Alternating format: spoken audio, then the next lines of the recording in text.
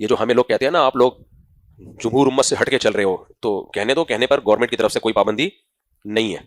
ہمارا کوئی موقف، کوئی مسئلہ، کوئی عقیدہ جمہور امت سے ہٹ کے ہے ہی نہیں. کوئی 1.5 انچ کی ہم نے الگ، بس اس بیس پہ کہتے ہیں کہ جامعۃ الرشید نے ایک الگ بورڈ بنا لیا تو اس میں کہتے ہیں جمہور امت سے الگ ہو گئے. اس کو الگ ہونا تھوڑی کہتے ہیں، تو انتظامی چیز ہے، مینجمنٹ سے اس کا تعلق ہے. جامعۃ الرشید کی رائے یہ ہے کہ ہمارے طلبہ کو حکومتی اداروں میں جانا چاہیے، تو اس لیے اس کے لیے ہمیں الگ بورڈ چاہیے، تو اس کی سرٹیفکیٹ کی ایک ویلیو ہوگی تاکہ وہ حکومتی اداروں میں جائیں. اور باقی حضرات جو وفاق المدارس ہیں وہ بھی ہمارے سروں کے تاج ہیں، ان کی رائے یہ کہ نہیں، ہم نے اسی ٹریک پہ چلنا ہے جو ابھی تک چلا آ رہا ہے کہ حکومت کی اداروں میں ہم نے نہیں بھیجنا، ہم نے صرف مسجد کا امام بنانا ہے اور مدرسوں میں مدرس اور مفتی تیار کرنے ہیں. اب اس میں اعتدال کے ساتھ اس پہ بحث ہونی چاہیے کہ ان دونوں میں کون سی رائے ٹھیک ہے. تو اگر آپ کو جو رائے ٹھیک لگے آپ وہ بیان کریں، دوسری رائے کا احترام کریں. دارالعلوم کورنگی والے یہی کر رہے ہیں.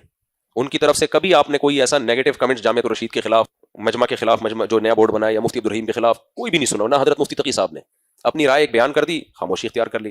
جامعۃ الرشید نے بھی ایک رائے بیان کر دی حضرت مفتی تقی صاحب کے احترام کے ساتھ، اور احترام جامعہ جو مفتی تقی صاحب کا کرتا ہے وہ آپ سوچ بھی نہیں سکتے، سمجھ رہے ہو، آپ کے تصور سے زیادہ. تو وہ تو کچھ بھی نہیں بنا کے پیش کر رہے اس کو.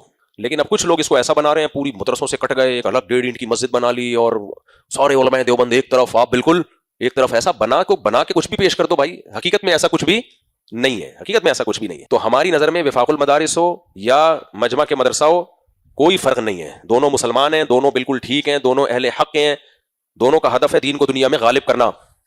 تو اس غالب کرنے کے لیے پالیسی میں اختلاف ہے. ایک کی پالیسی ہے کہ اس طرح سے ہونا چاہیے، اور دوسرے کی پالیسی ہے اس طرح سے ہونا چاہیے. اور ہماری رائے ہے کہ جو مدرسہ سوسائٹی ایکٹ کے تحت رجسٹرڈ ہونا چاہے یہ بھی ٹھیک ہے، اس کو اس کا رائٹ ہے. اور جو مدرسہ وزارت تعلیم کے تحت رجسٹرڈ ہونا چاہے اس کو بھی اس کا حق ہے. تو اگر بات کو ہلکا رکھ کے ایکسیپٹ کر لو، بیان کر لو، تو کچھ بھی نہیں ہے. اور اگر بڑھانا چاہو تو بڑھاتے رہو، فساد کی بات کرتے رہو، لڑواتے رہو،